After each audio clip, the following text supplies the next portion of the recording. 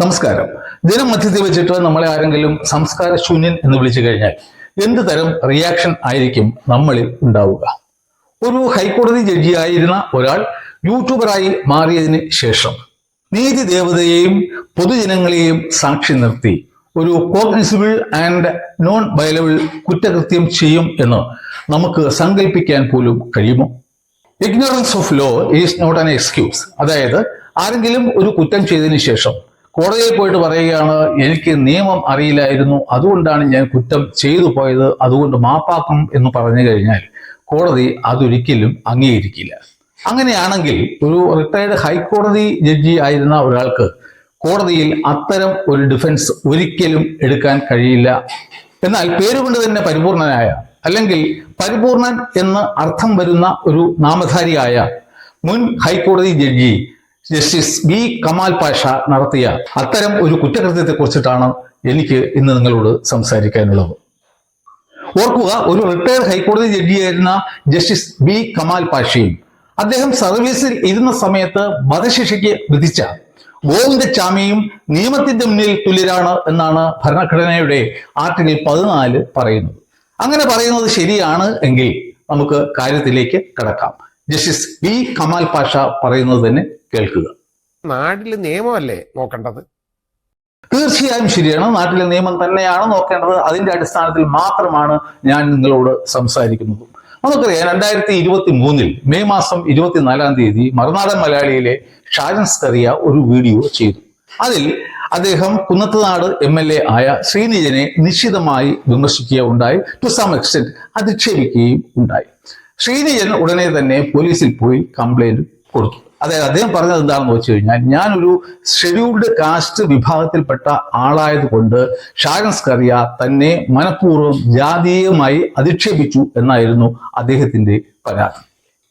Police ഉടൻ തന്നെ 1989 SC/ST prevention of atrocities ആക്ടിലെ സെക്ഷൻ 3(1)(6) 3(1)(u) എന്നീ സബ് സെക്ഷനുകൾ പ്രകാരം അദ്ദേഹത്തിനെതിരെ കേസ് ചാർജ് ചെയ്തു.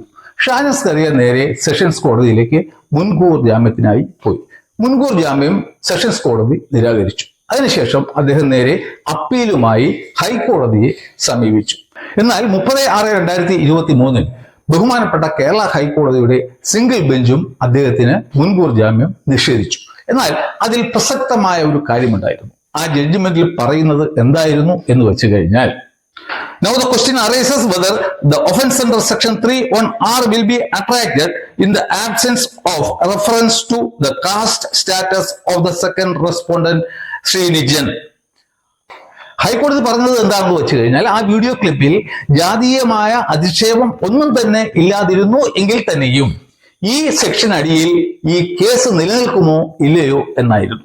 എന്നാൽ കോടതി കണ്ടെത്തിയത് ഈ കേസ് നിലനിൽക്കും എന്നായിരുന്നു. അതിന് കോടതി ആശ്രയിച്ചത് ഈ ശ്രീനിജൻ കൊടുത്തിരുന്ന പരാതി മാത്രമായിരുന്നു, അതിലെ ആരോപണങ്ങൾ മാത്രം ആയിരുന്നു.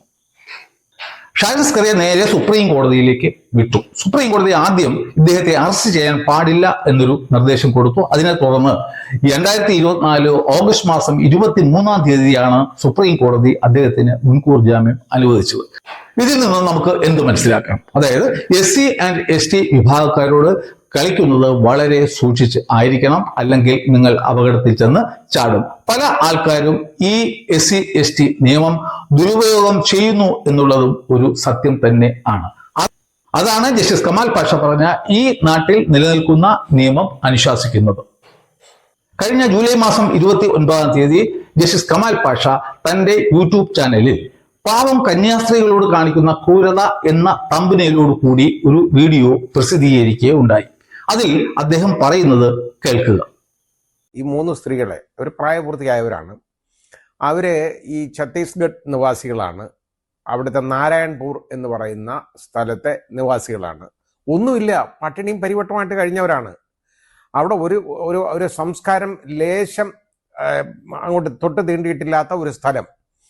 അതായത് ഛത്തീസ്ഗഡിൽ നിന്നും ആഗ്രയിലേക്ക് കൊണ്ടുപോകപ്പെടേണ്ടിയിരുന്ന 3 ട്രൈബൽ സ്ത്രീകൾ വന്നത് ഈ ഛത്തീസ്ഗഡിലെ നാരായൺപൂർ എന്ന സ്ഥലത്തു നിന്ന് ആയിരുന്നു എന്നും ഈ നാരായൺപൂർ എന്ന് പറയുന്ന സ്ഥലത്ത് ജീവിക്കുന്ന ആൾക്കാർ തികച്ചും സംസ്കാര ശൂന്യർ ആണ് എന്നുമാണ് അദ്ദേഹം പറഞ്ഞത്. ഇത് നേരത്തെ മറുനാടൻ ഷാനിന്റെ കേസിൽ പറഞ്ഞതുപോലെ 1989 SC/ST പ്രിവെൻഷൻ ഓഫ് അട്രോസിറ്റീസ് ആക്ടിന്റെ സെക്ഷൻ 3(1)(6) യും പ്രകാരം ഉള്ള കുറ്റകൃത്യം ആണ്. ഈ സെക്ഷൻ 3(1)(6) എന്ന് പറയുന്നത് ഏതെങ്കിലും SC/ST വിഭാഗത്തിൽപ്പെട്ട ഒരു വ്യക്തിയെ ആ വിഭാഗത്തിൽ പെടാത്ത മറ്റൊരു വ്യക്തി ജാതീയമായി അധിക്ഷേപിച്ചാൽ അത് ഈ സെക്ഷൻ അടിയിൽ വരുന്ന ഒരു കുറ്റകൃത്യം ആയിരിക്കും.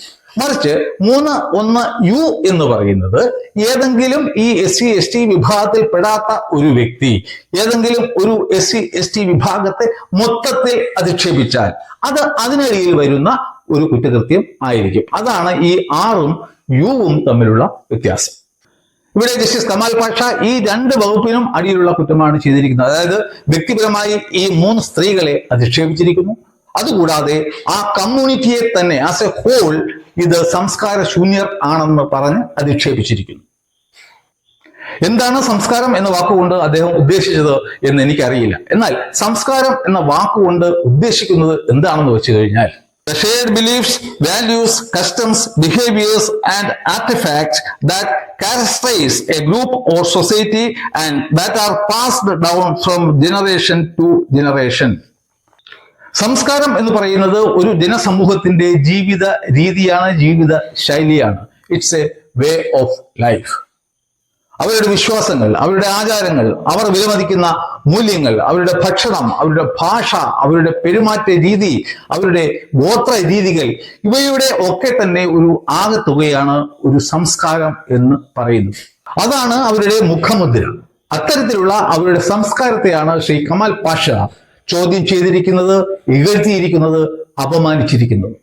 അപ്പോൾ ശ്രീ കമാൽ പാഷയുടെ പ്രസ്താവനയുടെ കേന്ദ്ര ബിന്ദു എന്ന് പറയുന്നത് ഛത്തീസ്ഗഡിലെ ഈ ആദിവാസി മേഖലയിൽ സംസ്കാരം ഇല്ല, അവരെല്ലാം സംസ്കാരം ഇല്ലാത്തവരാണ്.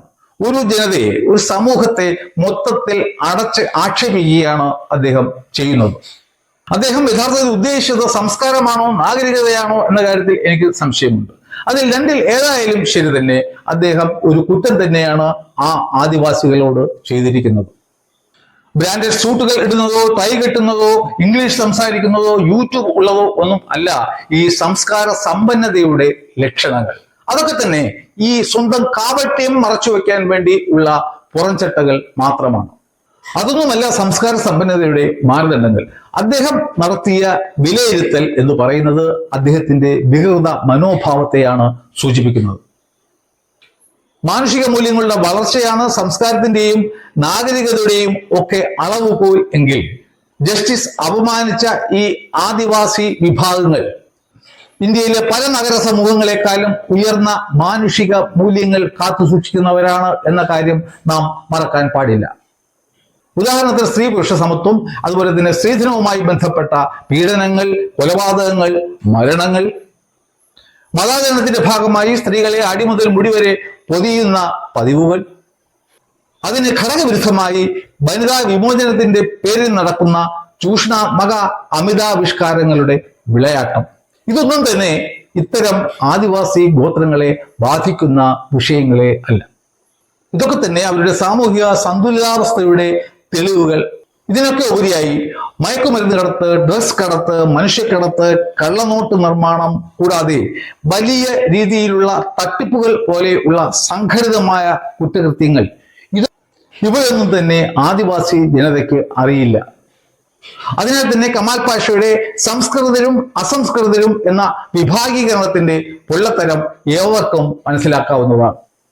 അതിനാൽ കമാൽ പാഷയുടെ പ്രസ്താവന ഒരു സാമൂഹിക ശാസ്ത്ര പഠനമല്ല, മറിച്ച് അദ്ദേഹത്തിന്റെ ഒരു മുൻവിധി മാത്രമാണ്. അത് തെറ്റാണ്. ഒരു ഉന്നത നീതിപീഠത്തിൽ ന്യായാധിപനായി ഇരുന്ന ഒരു വ്യക്തിയിൽ നിന്നും ഇത്തരത്തിലുള്ള ചീപ്പായിട്ടുള്ള പരാമർശങ്ങൾ ഉണ്ടാകുന്നത് വളരെ ഖേദകരമാണ്. ഇതിലൂടെ എന്താണ് പുറത്തേക്ക് വരുന്നത്? അത് ഈ ആദിവാസി ജനവിഭാഗത്തിന്റെ മൂല്യങ്ങളുടെ പരിമിതിയല്ല, മറിച്ച് ജസ്റ്റിസ് കമാൽ പാഷയുടെ ബൗദ്ധികതയുടെ പരിമിതിയാണ്. ഛത്തീസ്ഗഡിലെ ഏതെങ്കിലും ഒരു ഗോത്രവർഗക്കാരനോ അതല്ല ഏതെങ്കിലും ഒരു SC/ST വിഭാഗത്തിൽപ്പെട്ട മനുഷ്യനോ ഇദ്ദേഹത്തിന്റെ ഈ ജൽപ്പനങ്ങൾ കേട്ട് മനസ്സിലാക്കി നിയമപരമായ നടപടിക്ക് തുനിയുകയാണ് എങ്കിൽ ജസ്റ്റിസ് കമാൽ പാഷയെ നിഷ്പ്രയാസം കോടതിയിലേക്ക് വലിച്ചിഴക്കാൻ സാധിക്കും. നമുക്കറിയാം ഈ SC/ST വിഭാഗത്തിൽപ്പെടാത്ത ഒരു വ്യക്തിക്ക് മാത്രമേ ഞാൻ നേരത്തെ പറഞ്ഞ ഈ സെക്ഷൻ 3 അടിയിലുള്ള കുറ്റകൃത്യങ്ങൾ SC/ST ആക്ടിനടിയിൽ ചെയ്യാൻ സാധിക്കുള്ളൂ. ഈ ജഡ്ജി എന്ന് പറയുന്നത് ഒരു മുസ്ലിമാണ്. അതുകൊണ്ട് തന്നെ അദ്ദേഹത്തിനെതിരെ ഈ കേസ് നിലനിൽക്കാനുള്ള എല്ലാ സാധ്യതയും ഉണ്ട്. ആ കേസുമായി ബന്ധപ്പെട്ട 3 സ്ത്രീകളെ പ്രത്യേകിച്ചും അവർ പ്രതിനിധാനം ചെയ്യുന്ന സമൂഹത്തെ മൊത്തത്തിലും അദ്ദേഹം ജാതീയമായ അധിക്ഷേപം നടത്തിയിരിക്കുകയാണ്. കാരണം അവർ SC/ST വിഭാഗത്തിൽപ്പെട്ടവർ ആയതുകൊണ്ട് മാത്രമാണ് അത്തരത്തിൽ ഒരു അധിക്ഷേപം നടത്തിയിരിക്കുന്നത്. ഞാൻ നേരത്തെ പറഞ്ഞ വകുപ്പുകൾ കൂടാതെ BNSന്റെ സെക്ഷൻ 196 പ്രകാരവും 356 അതായത് ക്രിമിനൽ ഡിഫമേഷൻ പ്രകാരവും പോലീസ് ആക്ടിന്റെ ചില സെക്ഷൻസ് പ്രകാരവും IT ആക്ടിന്റെ ചില സെക്ഷൻസ് പ്രകാരവും ഉള്ള കുറ്റങ്ങൾ കൂടി അദ്ദേഹം ചെയ്തിരിക്കുകയാണ്. അത് ചെയ്തു എന്ന് മാത്രമല്ല, നമ്മുടെ PP ദിവ്യപ്പിലെ അതിന്റെ തെളിവുകൾ സാമൂഹിക മാധ്യമങ്ങളിൽ പെർമനന്റായി സ്ഥിര നിക്ഷേപം നടത്തി വച്ചിരിക്കുകയും ആണ്. അങ്ങനെ ആരെങ്കിലും അദ്ദേഹത്തിനെതിരെ ഒരു പരാതിയുമായി മുന്നോട്ട് വരികയാണ് എങ്കിൽ അത് ഒരു നീതിപരമായ ഒരു പരിഹാരം മാത്രം ആയിരിക്കില്ല, മറിച്ച് മറ്റുള്ളവരെ അപകീർത്തിയിലാഴ്ത്തി സന്തോഷിക്കുന്ന ഒരു ബൗദ്ധിക മനോഭാവത്തിന് കിട്ടുന്ന കറക്റ്റായിട്ടുള്ള ഒരു ശിക്ഷയും കൂടി ആയിരിക്കും അത്. ഞാൻ നേരത്തെ പറഞ്ഞ SC/ST ആക്ടിലെ വകുപ്പുകൾ പ്രകാരം ഉള്ള കുറ്റങ്ങൾ മാത്രം തെളിയിക്കപ്പെട്ടാൽ പോലും അത് കുറഞ്ഞത് 6 മാസം മുതൽ 5 വർഷം വരെ തടവും പിഴയും ലഭിക്കാവുന്ന ഒരു കുറ്റം ആണ് എന്ന് ഹൈക്കോടതിയിൽ ജഡ്ജിയായിരുന്ന, പ്രത്യേകിച്ചും ക്രിമിനൽ കേസുകൾ കൈകാര്യം ചെയ്തിരുന്ന ശ്രീ കെമാൽ പാഷയ്ക്ക് അറിയണമായിരുന്നു. ഒരൊറ്റ പരാതി മതി ജസ്റ്റിസ് കെമാൽ പാഷ എന്ന് പറയുന്ന വിഗ്രഹം ഉടഞ്ഞു വീഴാൻ. ഒരു കാലത്ത് ഉന്നത നീതിന്യായ പദവിയിൽ ഇരുന്ന ഒരു വ്യക്തി ആദിവാസി സമൂഹങ്ങളോട് ഇതുപോലെ ഉള്ള അധമമായ ഒരു മനോഭാവം മനസ്സിൽ സൂക്ഷിക്കുകയും അത് പൊതുജനങ്ങളോട് ഉറക്കെ വിളിച്ചു പറയുകയും ചെയ്യുന്നത് തന്നെ നീതിയുടെ ഒരു പരിഹാസ്യാവസ്ഥയാണ്. അതിന് സാക്ഷി ആയതാകട്ടെ നമ്മുടെ നീതി ദേവതയും. കന്യാസ്ത്രീകളുടെ അറസ്റ്റുമായി ബന്ധപ്പെട്ട കേസിൽ 2 സെക്ഷനുകളാണ് ഉള്ളത്. അതിനെ സംബന്ധിച്ച് ജസ്റ്റിസ് കമാൽ പാഷ നടത്തിയ പരാമർശങ്ങളെ ഖണ്ഡിക്കുന്ന മറ്റൊരു വീഡിയോയുമായി ഞാൻ വീണ്ടും എത്തുന്നതാണ്. ഈ വീഡിയോ നിങ്ങൾക്ക് ഇഷ്ടപ്പെട്ടു എങ്കിൽ സബ്സ്ക്രൈബ് ചെയ്യാൻ മറക്കണ്ട. അപ്പോൾ അടുത്ത തവണ വീണ്ടും കാണുന്നത് വരെ നന്ദി, നമസ്കാരം.